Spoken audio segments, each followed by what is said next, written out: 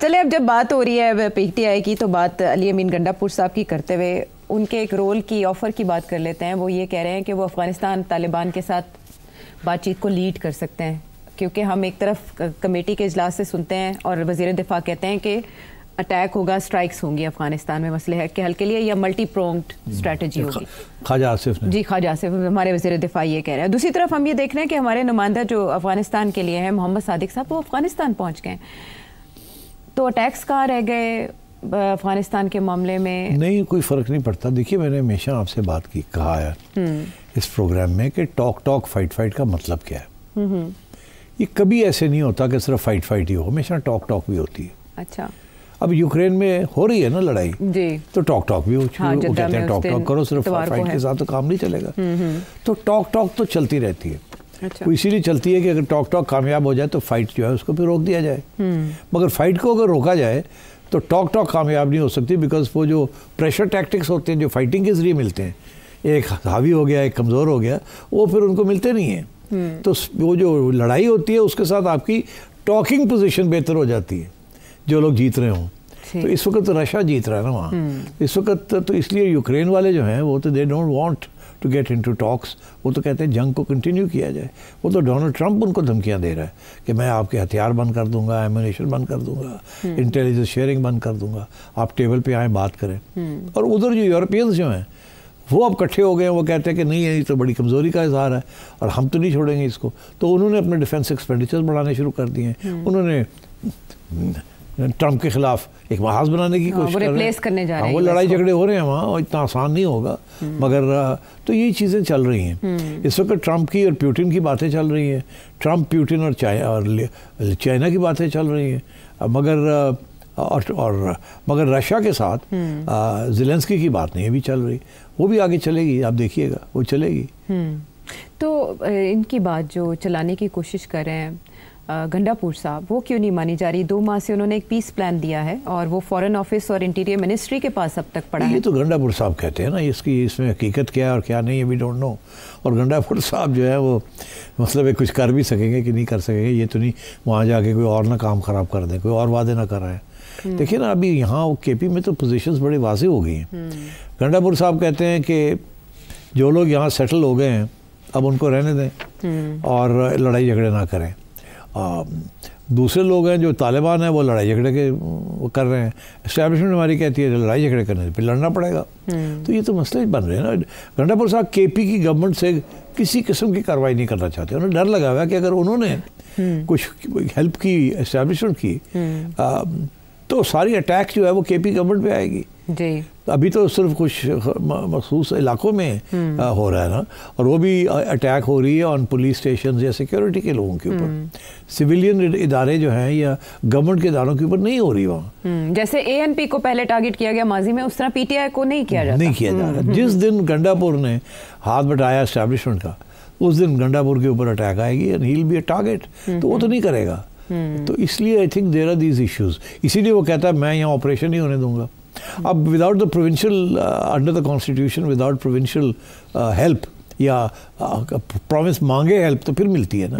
तो यहाँ इस किस्म की सूरत हाल नहीं है कि फेडरल गवर्नमेंट जिस दिन चाहे फौज कहीं भेज दे, फिर कानून इस्तेमाल करना पड़ता है। उसमें सबसे बड़ा रुकावट जो है वो केपी की गवर्नमेंट है, क्योंकि वहाँ जो मौक़िफ़ है वो यही है कि हम ऑपरेशन नहीं होने देंगे यहाँ। इसीलिए आप देखें ना, पीटीआई के जो पीपीएमएलएन के जो स्पोक्समैन हैं जी, तलाल साहब, वो भी कह रहे हैं कि ऑपरेशन नहीं होगा केपी में। जी, उन्होंने कहा कि नंबर बनाने की ज़रूरत नहीं है, ऐसी कोई बात ही नहीं हुई कमेटी में। हाँ, मगर बात तो है ना, ऑपरेशन जो है नेशनल एक्शन प्लान के अंदर ऑपरेशन तो पहले भी हुए थे और अब फिर होंगे। तो अब ये है कि गंडापुर साहब को बनाने वाली बात है। गंडापुर साहब ने इमरान को मनाना है। इमरान के ओके के बगैर गंडापुर विल नॉट कंसीड एनीथिंग। उड़ जाएगा वो तो, खान एक ही इशारा करेगा और गंडापुर उड़ जाएगा एज चीफ मिनिस्टर। तो फिर कहाँ जाएगा? ना इधर का रहेगा ना उधर का रहेगा। तो गंडापुर की पोजीशन इज़ डिफ़िकल्ट। इसीलिए वो यही चीज़ रट लगी हुई है कि मुझे भेजें मुझे भेजें। अरे मुझे भेजने के साथ होना कुछ नहीं, 1 महीना और मतलब मौका मिल जाना भाग दौड़ करने का कि जी मैं ये गया मैं वो गया। फिर ब्लेम गेम शुरू हो जाएगी कि तालिबान कहते हैं हमसे ये वादा किया था और फेडरल गवर्नमेंट पूरे वादे नहीं कर रहे। मतलब फिर ये सारा कुछ शुरू हो जाएगा। सोल्यूशन गंडापुर के पास नहीं है।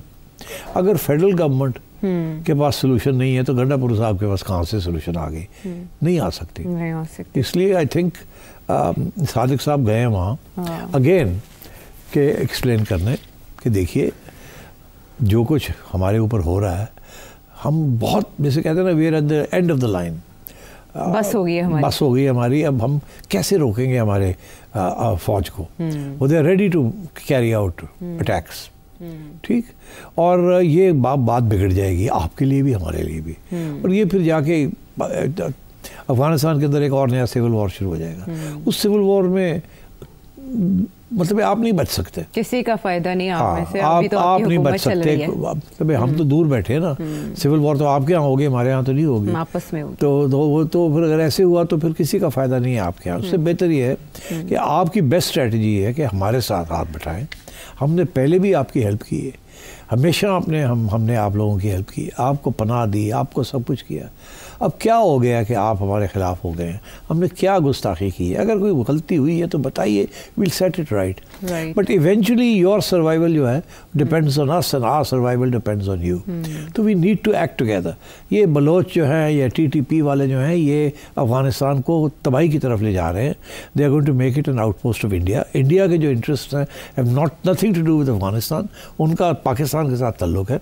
आप क्यों अपने लॉन्ग टर्म एलाई फ्रेंड को आप एलियनेट एंटेगनाइज क्यों कर रहे हैं? क्या मिल रहा है आपको इससे? हमें बताएं, हमने आपकी कब मदद नहीं की? और अगर आपको हमारी मदद की ज़रूरत है किसी चीज़ में, वो भी हम करने के लिए तैयार हैं। हम अमेरिका से आपके पैसे छुड़ाने के लिए तैयार हैं, हम आपको रिकग्नाइज करवा देते हैं, ये कर भाई बहुत कुछ हम कर सकते हैं। अच्छा, आप भी तो तावन करें ना। आप ये जो दो बैठे हुए हैं यहाँ, एक TTP और एक BLA, इनको ख़त्म करें या हमें इजाज़त दें कि हम इनको ख़त्म करें। मगर ये क्या बात हुई कि हम अपने आप को प्रोटेक्ट करने के लिए आते हैं और आप उनकी साइड लेते हैं? तो मतलब है, तो Sadiq will sit and explain this again. ये होता यही है कि एक बार एक चीज़ को 10 बार कहना पड़ता है। हाँ। और लोग उस वक्त समझ आती है उनको जब उनका नुकसान होना शुरू हो जाता है। अब तालिबान का वो वक्त आ गया है कि नुकसान होने वाला है उनका। वो कैसे? अब तो अंदर में फूट पड़ गई ना। हाँ। वो सिविल वॉर, हकानी नेटवर्क जो है वो एक्टिव होने जा रहा है। हाँ, बिल्कुल वो एक्टिव हो जाएगा। उसमें तो अब ये तो बात सामने आ गई है ना कि वहाँ खुल के इख्तिलाफात हैं। तो फिर अगर हकानी नेटवर्क जो है, जब हकानी नेटवर्क कहेगा कि हमें भी पैसे चाहिए। अभी सिराज हकानी ने इल्ज़ाम लगाया है तालिबान गवर्नमेंट के ऊपर कि मैं हूँ इंटीरियर मिनिस्टर, तो मुझे तो आप फंड्स नहीं देते, मेरी मिनिस्ट्री को फंड्स की ज़रूरत है, आप मुझे फंड्स नहीं देते। उसने तो इल्ज़ाम लगा दिए। तो बात यह है कि ये एट द एंड ऑफ जो गेम होती है पावर की, उसके अंदर फंडिंग और पैसा is very important. Okay, so I think potentially Pakistan का जो एलाई वहाँ बनेगा वो हकानी नेटवर्क एलाई बनेगा, अगर TTA जो है वो नहीं बनते तो। और I think Pakistan can play a role between Akhundzada and Haqqani network, कि उनको लड़ाई झगड़े उनके बंद किए जाएं। राइट। मगर वो ये कि Pakistan has to play a role. हाँ, तो ये पुल पाकिस्तान बन सकता है अगर वो इस तरह का किरदार पाकिस्तान से एक्सपेक्ट करते हैं या पाकिस्तान के ऑप्शंस एक्सेप्ट करते हैं।